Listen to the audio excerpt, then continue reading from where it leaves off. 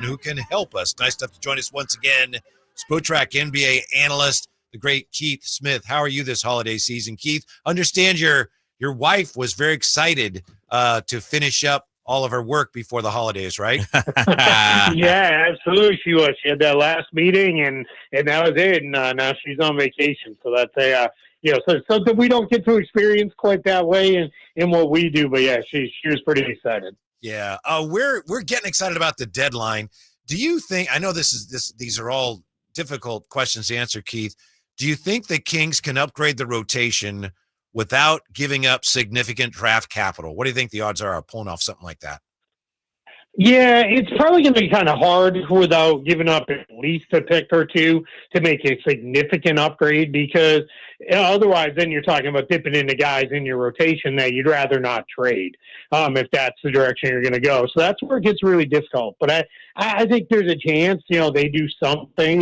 Kevin Huerter's contract is right in that tradable range. They've got a couple other guys that they could piece together without getting too deep into key rotation players. So that's always something you look for when you're trying to figure out, does this team have the ability to make moves and make trades that are reasonable without getting crazy? And the Kings do at least have that. Hey, Keith, I know you talked about this on a podcast recently. De'Aaron Fox made some comments on the Draymond Green podcast about ultimately wanting to win and talking about his future in Sacramento. What did you take from that soundbite? What did you take from what you heard from De'Aaron saying? Yeah, I feel like this is what superstars do in the NBA in a lot of cases. It's certainly a lot better than him saying, "Get me out of here. I don't want to be here anymore." We've seen things go that way a time or 10 too in the league. So I think with De'Aaron Fox, what he's basically saying is, I want to win too. My guess is he's thinking, I'm 27 now. It's time to start, really thinking about, all right, I want to get this done. I don't want to be 33, 34, and I'm team at the end of my career, hoping to kind of, maybe help them on to a title. So I think that becomes, something that's there. And I kind of say this is where I believe this is kind of the superstars path in the NBA. When they're the superstar, they put pressure on the organization because it is, all right, I don't want to leave, but I want to win. So you better start doing things that can enable that to happen. And I think, he's just being completely honest about the extension stuff. I preached over the summertime, don't get nervous that it didn't extend because it wouldn't have made sense for him to extend now. Now, when I would get nervous is if they really turn this around and he's playing great and, all of a sudden De'Aaron Fox is making All-NBA and then he turns down that Supermax extension, raise the red flag, flash the red warning light, get nervous. That means things are going a little sideways. But until then, I don't think there's a whole lot to worry about. Keith Smith with us from Spotrac, NBA analyst and capologist. And every time you're nice enough to come on with us, Keith, we ask you some variation of this question, and you patiently explain things to us. But cap-wise, are the Kings in decent position to add anything at this deadline? Yeah, I think they're in pretty good spot. They're not sitting, way above the luxury tax or anything like that. As my numbers have it, they're about $2 million clear, so that gives them a little bit of wiggle room. But the important thing is they're well clear of, the aprons and the like. They've got about 6.9 in room under that first apron, so that's a good amount of space to be able to do if they need to make a move where it is, all right, we're going to take on some money in a trade, that they can certainly do that. And I think that's important because we're looking as you look at this landscape around the league, roughly half the league can't say that. So some of the teams we can't take back a dollar more than we send out. Some of them are really limited, and can they even aggregate together, meaning combine player salaries going out and those kind of things. So the Kings are in a better place than some of these teams because they can still kind of have all the tools available to them that are traditionally available. You don't have to start worrying about, all right, well, I got to learn 400 new rules here under this CBA. Right now, the Kings are operating in a pretty normal place. Keith, one team we're looking at, the Brooklyn Nets, we saw them trade Dennis Schroeder to Golden State. Do you believe Dorian Finney-Smith and Cam Johnson might be on the way out as well? Like those are the next dominoes to fall out there? Yeah, I think Dorian Finney-Smith for sure. He is got a player option for next year, so that's kind of pseudo expiring contract. He'll have control over that. Cam Johnson, a little bit different because he's got a couple more years left after this one under his contract. So it's going to have to take the right kind of team that can take him on and feel good about that. But yeah, Dorian Finney-Smith, Bojan Bogdanovic, maybe Nick Claxton. We'll see. I feel like the Nets are in a position where they don't have their franchise guy yet. They're just kind of really starting into this cycle because they traded Mikal Bridges over the summertime post-draft. So they didn't bottom out last year, didn't land a really high pick or anything. And they're just starting the process now of going. If you watch their first game post-Schroeder trade, we can see where this is going to head for the rest of the year for the Nets. And they're going to be doing what they can to move the rest of those veterans for whatever assets they can get as they try to really start over from scratch there in Brooklyn. Keith, one of the things that's a little frustrating to me about this deadline is that in a handful of cases, we're talking about exactly the same guys and teams we were talking about a year ago. Jeremy Grant, for example. And I like Jeremy Grant, but I've been reading, and I know that teams can, they can ask for whatever they want, even if they don't think they're going to get it. But I've been reading that, the price is coming down on Jeremy Grant, and Portland now wants maybe just a first rounder and a young prospect. There's no way you're going to get that for Jeremy Grant, is there? I like him, but you're just not going to get that much for him.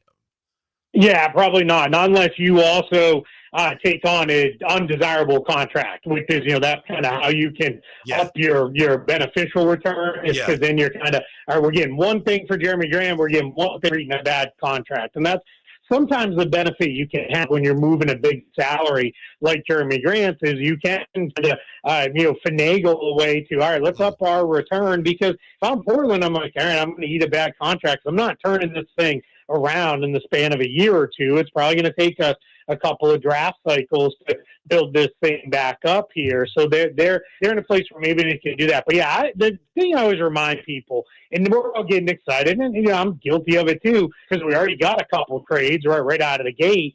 Generally, teams they ask for the moon in December, in the beginning of January. Then everybody gets a little more reasonable, and it's negotiations right now are, hey, we need 2 first-round picks for this guy, and the other side's like, how about a bad contract in a second? And then then we get into the beginning, end of January, beginning of February, and everybody gets a lot reasonable. But as we all know, deadlines for action. Hey, Keith, somebody raised this on the text line, and I'm going to tweak their question. They said, can the Kings upgrade their bench and still keep all of Fox, DeRozan, Keegan, Malik, Sabonis, and Herter? How valuable are the Kings' assets, especially the draft assets, going forward? Is that their strongest package, that they have all their draft picks outside of whatever is conveyed to Atlanta? Yeah, I think so. That feels about right to put it that way, because I think if you're the Kings, we're not going to start talking about trading Fox or Sabonis or DeRozan. So then it gets, all right, well, what's realistic? Well, Herter's, that's a neutral value contract. I've heard some people suggest it's a negative contract. It just isn't. It's not big enough to be, considered that bad.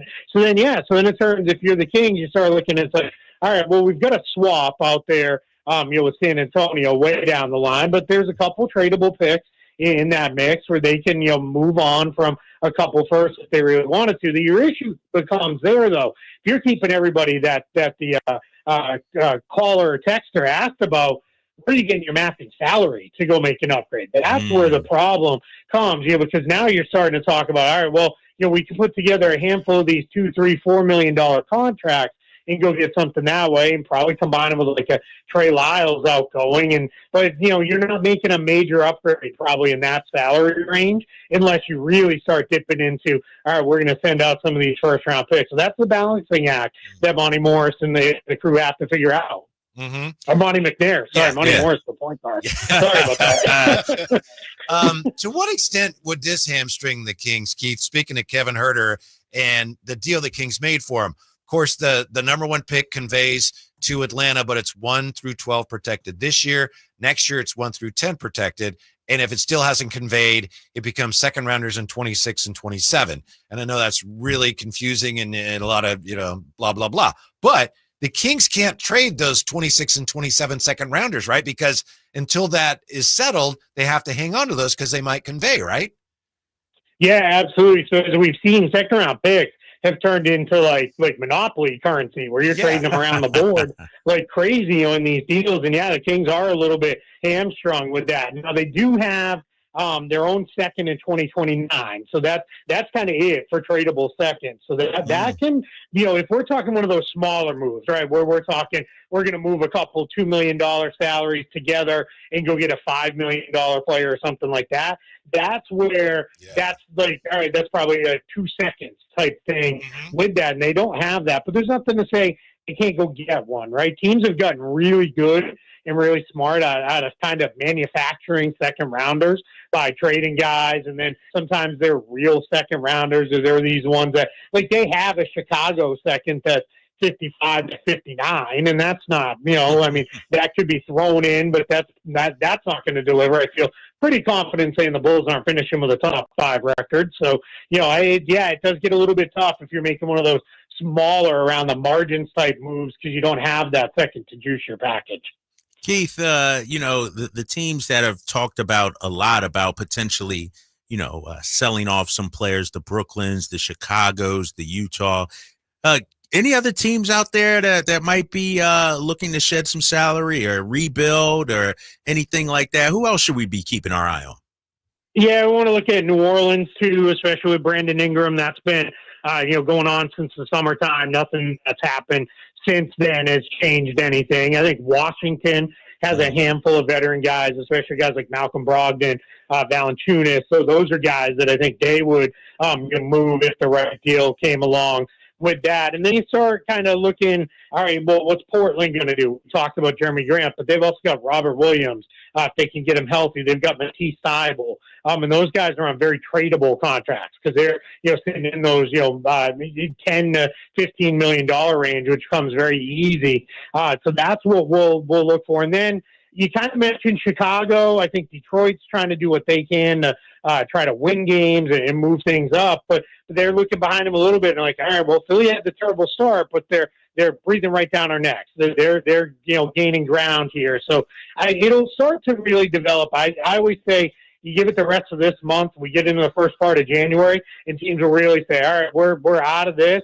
And then also teams at that point, if all right, we're through the non-conference, we're looking at the conference schedules for these college guys, some of the European players that play deeper into their year, and everybody starts getting a little starry-eyed about the draft. And it's real easy this year, because it is an absolutely loaded draft class coming in. You're going to start seeing, I like to put it kindly and say, teams pivoting towards ping pong balls. And we're talking with Keith Smith, NBA analyst and capologist from Spot Track. This time of year, Keith, we're hearing quite often from fans who've gone to the trade machine and they've worked out this deal or that deal. How is the Spot Track NBA trade machine coming along? It's really going really well. And we, one of the things that we wanted, why we delayed, a major launch until last year was we wanted to get it right. These rules are super complicated. And the last thing we want is, somebody coming up with their dream trade, and then, they send it off and somebody like me turns around and is like, yeah, that trade's illegal. We wanted them to be able to share deals that actually work out there. So we just actually launched it in app form on the Apple App Store. So if you, as I've been putting it, if you're hanging out there while your significant other's doing the Christmas shopping and you're sitting on the bench, in the corner, now you can play around on the trade machine, until your heart's content. And there's image capture and all kinds of stuff to share. So, have some fun with it. Hey, Keith, did you watch the Emirates NBA Cup final last night? What did you think of it? I did, yeah. I thought, I like the NBA Cup. Like, I do think it's given us some different level of interest in some of these games. I think listening to the players and the players I've talked to myself, they are going a little harder in some of these games, which is great to see. And last night, I think what's a little sad for me right now is we're getting all this narrative of, I guess OKC is not as good as we thought. Well, it's one game. If they had merely shot bad instead of absolutely horrid, they would have been right there in that game, right? They would have been right there challenging the Bucks. So that's where we want to, really, you got to balance it out. Oklahoma City's still really, really good. And I think it was Brian Windhorst put it this way. And when they look at the standings, they're still on a 5-game win streak because that game didn't count in the standings. So they should feel pretty good. But credit to Milwaukee. They've really turned it around after that slow start.